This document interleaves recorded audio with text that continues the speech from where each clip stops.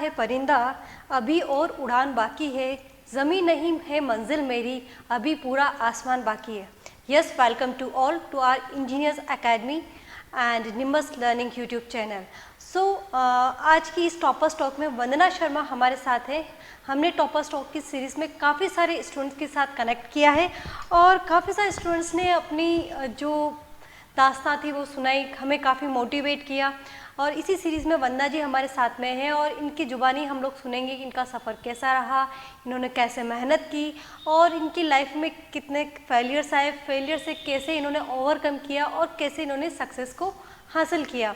तो जी हाँ, वंदना जी का मैं आपका स्वागत करूँगी और आपको काफ़ी सारी बधाइयाँ, कॉन्ग्रेचुलेशंस एंड आपके परिवार को भी काफ़ी सारी बधाइयाँ। सो वंदना जी के बारे में आपको मैं सबसे पहले बताना चाहूँगी कि इन्होंने बीटेक करी थी इन computer science from Purnima college in 2017 और उसके बाद से ये कॉन्टीन्यूसली जो अपने गवर्नमेंट एग्ज़ाम्स होते हैं उनकी प्रिपरेशन कर रही हैं। काफ़ी सारे इन्होंने एग्ज़ाम्स फाइट भी किए हैं और आखिरकार इन्हें सफलता CI में मिल ही गई। आगे मैं बताऊंगी आपको कि इन्होंने कौन कौन से एग्ज़ाम्स फाइट किए, क्या सीरीज़ रही। तो सबसे पहले मैं इनसे पूछना चाहूँगी कि वंदना जी, आपको CA का एग्ज़ाम आपको फाइट करना था, तो ये थॉट आपके दिमाग में कहाँ से आया? मैम एक्चुअली मेरी जो ब्रांच है वो बीटेक CSE है, तो इस वजह से मैंने सोचा कि एक जो अपनी ब्रांच में कॉन्फिडेंस बिल्डअप होता है और ये सबसे बड़ी वैकेंसी थी एंड टीचिंग की वैकेंसी मुझे वैसे भी पसंद है जी जी। और बीटेक के लिए कभी आज तक कभी निकली भी नहीं थी, सो दैट्स वाई मैंने ये माइंडसेट बनाया कि मुझे ये एग्ज़ाम क्लियर करना ही है। एंड इससे पहले भी जो CS ब्रांच के एग्ज़ाम्स हुए हैं वो भी मैंने फ़ाइट किए हैं, जैसे कि मैंने IA दिया था 2018 में, बट वो जस्ट पॉइंट से मैं रह गई थी। और उसके बाद ACF का मैंने दिया था, वो भी मेरी फील्ड का था बट पोस्ट बहुत कम थी, सो वो भी मेरा रह गया था। और बाकी मैं राजस्थान के सारे एग्ज़ाम्स फ़ाइट करती हूँ, जैसे कि LDC हुआ और भी वुमेन सुपरवाइज़र वगैरह, वो सारे मैंने दिए बट किसी में मेरा फाइनल सिलेक्शन नहीं हुआ and this is the first time I got selected. जी हाँ, इन्होंने काफ़ी सारे एग्ज़ाम्स फाइट किए और उनको अगेन एंड अगेन फेलियर इनको मिलता रहा, बट इन्होंने हौसला नहीं तोड़ा। सक्सेस की सबसे बड़ी बात यही होती है कि वो मेहनत करने वालों पर फ़िदा होती है और इनकी सक्सेस इनके ऊपर फ़िदा हो गई क्योंकि इन्होंने इतना हार्ड वर्क किया। अगेन एंड अगेन फेलियर आने के बाद भी इन्होंने आखिरकार अपना जो मंजिल थी मंजिल को पा ही लिया। तो आप बताइए कि आपने जो ये प्रिपरेशन करी, तो प्रिपरेशन के दौरान आपको कैसा आपका फेज़ रहा, कैसे प्रिपरेशन करी, तो उसके बारे में बताइए आप।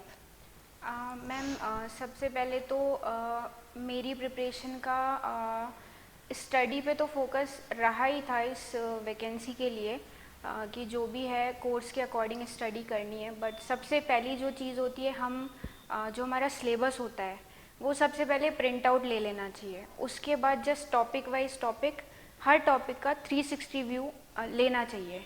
तो इसमें मैंने टेक्निकल पोर्शन में यही किया, एक एक जो टॉपिक था उसका पूरा जो भी मतलब स्टार्ट से लेके एंड तक इजी टू हार्ड वो सारा मैंने किया।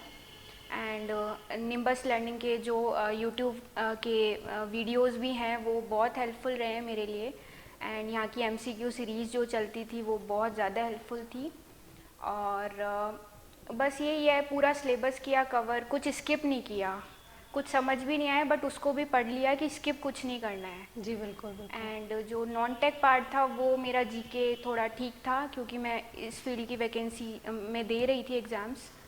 और टेक्निकल मेरा वैसे स्ट्रॉन्ग हो गया, मैंने इस पे वर्क किया टेक्निकल पार्ट। जी बिल्कुल। आपने बताया कि आप यूट्यूब के वीडियो लेक्चर्स देख रही थी, तो आपने कौन कौन से सब्जेक्ट्स वहाँ पर यूट्यूब पे देखे? मैंने जो यूट्यूब के सारे मतलब सब्जेक्ट्स का मैंने यूट्यूब का देखा, यानी निम्बस ने जो जो DBMS, DSA, प्रोग्रामिंग जो बादल सर की थी, that was most important. And जो भी MCQ सीरीज़ चली थी मैंने सारा देखा था और उनमें से बहुत चीज़ें आई भी हैं एग्ज़ाम्स में, और डायरेक्ट नहीं आई बट एक जो मतलब सॉल्व करने का एक जो तरीका होता है वो हमें पता लग जाता है, एक माइंडसेट खुल जाता है कि हमें किस तरीके से मतलब क्वेश्चन को अटेम्प्ट करना है। बिल्कुल, तो बिल्कुल। पेपर काफ़ी मतलब टेक्निकल नहीं कह सकते, हार्ड भी नहीं कह सकते, बट ट्रिकी था। तो वो मुझे बहुत हेल्प हुई। एंड यहाँ की जो एमसीक्यू की जो बुक थी वो बहुत ज़्यादा अच्छी थी एंड मैंने उसको पूरा पढ़ा था। उसमें से क्वेश्चन आए भी थे और सॉल्व करने का तरीका भी मुझे पता लगा था, क्योंकि वो इजी टू टफ सब कुछ था उस बुक के अंदर। जी, बिल्कुल, तो बिल्कुल। बहुत हेल्प हुई है मुझे। यहाँ के लेक्चर्स भी बहुत अच्छे थे, सब चीज़ बहुत अच्छी थी, यहाँ के मतलब टीचर्स कि बहुत अच्छे थे। आपके कहने का मतलब कि यूट्यूब पे जो हम लोगों ने क्लासेस अपलोड करी थी वो सारी आपने देखी, उसके बाद जो हमारी थी 1000 क्वेश्चंस वाली एमसीक्यूज Yes, की ma'am. बुक्स थी वो आपने काफ़ी अच्छे से अटेम्प्ट करी और क्वेश्चन सॉल्व किए और आपकी मेहनत वहाँ जाके रंग लेके आई और Yes, उस ma'am. पर वर्कआउट किया आपने। साथ में मैं आपसे ये पूछना चाहूँगी कि जो हमारी टेस्ट सीरीज चलती थी उस टेस्ट सीरीज में भी आप अटेंड करी है आपने वो? यस मैम, मैंने टेस्ट सीरीज़ तो बहुत मतलब किसी भी एग्ज़ाम के लिए टेस्ट सीरीज़ बहुत इंपॉर्टेंट पार्ट है कि हम पढ़ते जा रहे हैं बट हम टेस्ट ही अटेम्प्ट नहीं कर रहे, तो वो वहाँ पे लैक हो जाता है, क्योंकि मेन एग्ज़ाम फाइट करने के लिए हमें क्वेश्चन करना ज़रूरी है। और टेस्ट देने से पता लगता है कितना नेगेटिव जा रहा है, कितने हम पॉजिटिव मार्क्स लेके आ रहे हैं। और यहाँ की मैंने टेस्ट सीरीज़ दी थी तो काफ़ी अच्छे टेस्ट थे और बिल्कुल मॉड्यूल वाइज थे, तो बहुत उससे मुझे फ़ायदा हुआ। जब फर्स्ट आपने टेस्ट सीरीज का फर्स्ट टेस्ट दिया था तब आपको कैसा फील हुआ था? तब मार्क्स बहुत कम रहे थे, फिर उस वजह से मतलब मैंने और ज़्यादा फोकस किया कि टेक्निकल थोड़ा और अच्छा करना है। तो धीरे धीरे फिर मार्क्स भी इंक्रीज होते गए और टेस्ट भी मतलब मेरा प्रिपरेशन बहुत अच्छा रहा फिर। अच्छा, अब मुझे बताइए कि जब आप एग्ज़ाम की प्रिपरेशन करते हैं तो आपका बहुत सी बार ऐसा लोड या प्रेशर आता है कि एग्ज़ाम में मेरा सिलेक्शन होगा या नहीं होगा, मैं कैसे प्रिपरेशन करूं। प्रिपरेशन करते हुए हम लोग बहुत सी बार थक जाते हैं, तो ऐसा जब टेन्योर आता है तब आप उस फेज़ में क्या करते हैं? मैम, फेलियर तो मतलब 3 to 4 ईयर से मेरे हर एग्ज़ाम में फेलियर ही हो रहा है। और बहुत बार डिमोटिवेशन भी आता है कि इतना सब कुछ करने के बाद भी फाइनल सिलेक्शन में रह जाते हैं। तो ये हर किसी की लाइफ का फेज़ है। मैं उसमें मतलब मैं उसमें क्या है, लिखना पसंद करती हूँ, मुझे थोड़ा पोइट्री लिखना और ये सब अच्छा लगता है और उससे मुझे मोटिवेशन मिलता है। इन शॉर्ट हम कह सकते हैं कि poetry is your hobby, right? Yes ma'am. तो चलिए 2-3 कोई लाइन आपकी पसंदीदा हमें बता दीजिए। एक शांत समंदर हूँ पर हमेशा मुस्कान लिए चलती हूँ, भीड़ के साथ नहीं उसके किनारे ही चलती हूँ, एक गुमनाम कहानी हूँ और अपनी कहानी खुद लिखती चलती हूँ। अरे वाह, क्या बात है, मज़ा आ गया सुन के। तो आपकी मैं सक्सेस के लिए मैं बोलूँगी, आपके फेलियर पार्ट्स के लिए मैं कुछ 2 लाइन्स बोलूँगी। लिखने वाले अपनी तकदीर टूटी कलम से भी लिख देते हैं और आपने अपने इतने फेलियर्स होने के बाद भी अपनी तकदीर उस कलम से लिख ही दी कि नहीं, मुझे सक्सेस मिल ही सकती है, क्योंकि सपने वही देखते हैं जो ज़िंदा होते हैं और सपने वही पूरे करते हैं जो ज़िंदा होते हैं, मरे हुए कभी सपने पूरा नहीं करते हैं। तो मुझे इसी सीरीज़ में अगला बताइए कि आपने जब प्रिपरेशन करी थी और जब आपका प्रिपरेशन ऑलमोस्ट डन होने को था और एग्ज़ाम्स आने वाले थे, तो आपने लास्ट टाइम में सारा आपने रिवाइज कैसे किया? लास्ट प्रिपरेशन का फेज़ कैसा था आपका? मैम, जैसे हम लोग कोर्स पूरा कर लेते तो कोर्स एक्चुअली इस मतलब जो हमारा टेक्निकल पार्ट था वो बहुत वास्ट था। तो उसको कंप्लीट जैसे मतलब स्टडी तो कर ली थी, थोड़े बहुत अपने शॉर्ट नोट्स भी बना लिए थे कि हाँ ये मतलब अपने को लास्ट में देखना है। और फिर उसके बाद मैंने क्वेश्चंस लगाए थे, मतलब हर टॉपिक से रिलेटेड 100-200 क्वेश्चंस ऐसे मैंने लगाए थे। फिर मैंने टेस्ट सीरीज़ भी दी थी, तो उस अकॉर्डिंग मेरा हर टॉपिक मतलब एक होता है कि 360 डिग्री व्यू से हर टॉपिक मेरा कंप्लीट हुआ। तो इस तरीके से सिलेबस कंप्लीट हो गया और थोड़ा एक टेस्ट देने से थोड़ा कॉन्फिडेंस भी बिल्डअप हो गया कि हाँ ये चीज़ें पूरी कर ली हैं।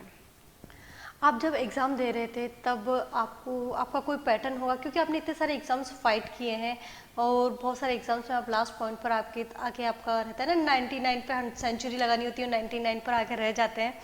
तो आपने जब वो एग्ज़ाम फाइट करते हैं और जब पेपर सॉल्व करते हैं तो कोई मेथड होगा पेपर को सॉल्व करने का? यस मैम, सबसे पहली चीज़ तो ये है कि अब जैसे ये वैकेंसी पहली बार आई थी, इससे पहले जितने भी टेक्निकल में कंप्यूटर साइंस से रिलेटेड या पॉलीटेक्निक कॉलेज से रिलेटेड जो भी वैकेंसीज आई थी मैंने सबके पेपर्स निकाले और जो प्रीवियस ईयर क्वेश्चंस थे वो मैंने सारे मतलब एक तरीके से सॉल्व कर लिए। और उसके बाद जो मतलब आईए वगैरह के पेपर्स होते हैं तो वो तो मैंने खुद ने दिया भी था, और उससे पहले जितने भी हुए थे 13 में 12 में, तो वो सारे मैंने उनके पेपर्स भी निकाले और उनके सॉल्यूशंस भी देखे। तो उन क्वेश्चन से मुझे ये फ़ायदा मिला कि कुछ क्वेश्चन सीधे सीधे वहाँ पे आए भी थे पुराने पेपर्स के। एक तो ये पैटर्न मेरा रहा, और दूसरी चीज़ है कि वैकेंसी पहली बार थी तो किसी को पता नहीं था क्या आएगा। ये रहा है कि बस टेस्ट सीरीज़ मतलब बहुत ज़रूरी है। अगर हम लोग टेस्ट देते हैं तो हमें ना पैटर्न तो पता चलता ही है, और दूसरा इस पेपर में दोनों जो टेक्निकल और नॉन टेक्निकल है दोनों में हमें 40% ज़रूरी था। तो मेरा शुरू से ये नहीं था कि अपने को टॉप करना है, बट वो तो क्वालिफाई करना ही है 40-40, जिस वजह से आज मतलब बहुत लोग क्वालिफाई करने से रह गए हैं सेकंड पेपर में, क्योंकि वो बहुत टफ था। तो फर्स्ट मेरा यही था कि क्वालिफाइंग मार्क्स तो लाने ही हैं। तो ये चीज़ मैंने टेस्ट सीरीज़ से मेरा बिल्डअप हुआ कि जैसे मैं 40 से कम जा रही थी तो फिर मैंने और उसको नेगेटिव को कम किया, अपने जो नेगेटिव मार्क्स थे।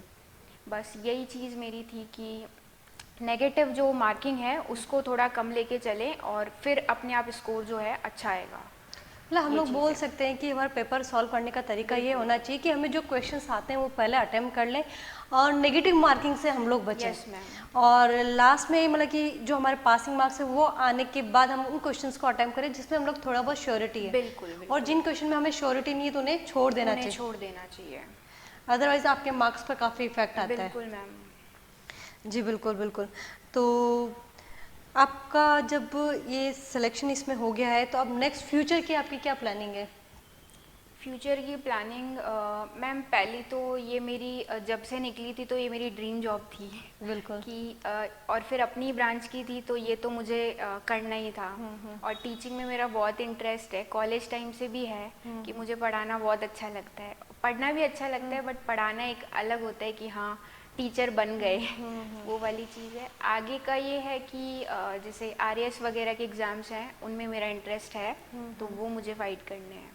अच्छा, चलिए आपकी जब जॉइनिंग डेट आ जाती है और आप वहाँ पे ज्वाइन कर लेते हैं तो आपके वहाँ पे क्लास में काफ़ी सारे स्टूडेंट्स रहेंगे, तो उन स्टूडेंट्स को जो आपने बीटेक करी है सीएस ब्रांच में तो उसका इम्प्लीमेंटेशन वहाँ पर कैसे करेंगे, टेक्नोलॉजी से कैसे रिलेट करेंगे, कुछ इसके बारे में थोड़ा सा आइडिया दीजिए। बिल्कुल मैम।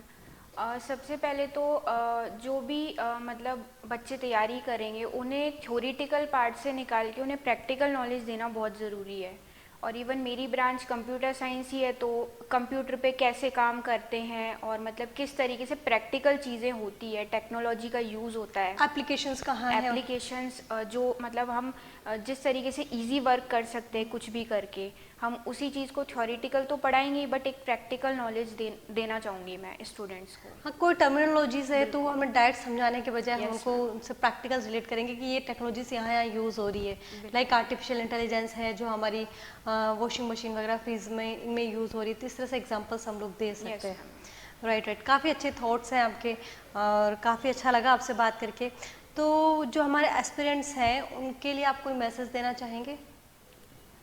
सबसे पहला यही है कि जब भी आप मतलब तैयारी करती किसी भी एग्ज़ाम की प्रिपरेशन करते हैं तो डीमोटिवेशन आता है, फेलियर्स आते हैं। मेरे को खुद को 3-4 साल से फेलियर्स ही फेस करने पड़ रहे हैं, बट एज अ किसी की भी कोई हॉबी होती है या किसी को घूमना पसंद होता है तो आप वो करिए। मतलब बीच बीच में आप उनको टाइम दीजिए कि एक पढ़ते ही रहना तो इंसान थोड़ा डीमोटिवेट भी हो जाता है। अपने दोस्तों से मिलिए एंड जो अपना स्टडी पे फोकस है वो स्टडी पे फोकस रख के और एक स्मार्ट स्टडी करिए। मतलब गवर्नमेंट एग्ज़ाम्स क्रैक करना एक वो मतलब जो एक प्रैक्टिकल नॉलेज भी होना ज़रूरी है कि पिछले एग्ज़ाम्स में किस तरीके से क्वेश्चंस आए हैं, अब गवर्नमेंट का पैटर्न क्या है, और जो जीके वाला पार्ट है उसमें गवर्नमेंट मतलब किस तरीके से पूछ रही है। इन दिनों क्वेश्चंस का पैटर्न बहुत चेंज हो चुका है, तो उस अकॉर्डिंग मतलब हमें तैयारी करनी चाहिए। जो पैटर्न चल रहा है ना उसके अकॉर्डिंग करनी चाहिए। Smart work is important. Yes, hard work के साथ साथ हमें स्मार्ट वर्क बहुत ज़्यादा ज़रूरी है। ठीक है। जब तक हम लोग स्मार्ट वर्क नहीं करेंगे हमें सक्सेस नहीं मिल सकती, क्योंकि ऐसी मेहनत ही क्या जिसमें सपने सच होने को मजबूर ना हो जाए। और इन्होंने ऐसी मेहनत की, और मेहनत हमने इन्होंने स्मार्टनेस के साथ की। जो उन्होंने अप्रोच लगाई है, अप्रोच ये लगाई कि इन्होंने हार्ड वर्क तो किया, साथ में प्रीवियस ईयर के पेपर्स देखे, निम्बस की टेस्ट सीरीज़ ली, जो हमारी MCQs बुक थी वो उन्होंने काफ़ी अच्छे से सॉल्व करी, और जो डेमो लेक्चर्स थे या यूट्यूब पे कोई दूसरे हमारे लेक्चर्स थे वो सारे उन्होंने अच्छे से देखा, एंड अगेन एंड अगेन इन्होंने रिवाइज करते रहे। और बट ये बात हमें इनसे सीखने को मिलेगी कि कभी भी यदि लाइफ में फेलियर पार्ट आता है तो उससे हमें हार नहीं माननी चाहिए। मतलब फेलियर तभी आएगा जब हम लोग कुछ करेंगे, और उस फेलियर से ही हमें सीखने को मिलता है और आगे जाके हमें बिल्कुल सफलता मिलती है। सो वंदना जी, आपको और आपके परिवार को काफ़ी सारी बधाइयाँ। Thanks a lot for coming here. And मैं आप सभी को बताना चाहूँगी कि आईए और प्रोग्रामर की वैकेंसी आने वाली है, और इसी में हम लोगों के, या आप लोग यदि तैयारी कर रहे हैं तो हम लोगों के साथ जुड़े रहिएगा और बने रहिएगा। Thanks a lot, thank you so much. Thank you ma'am. Welcome.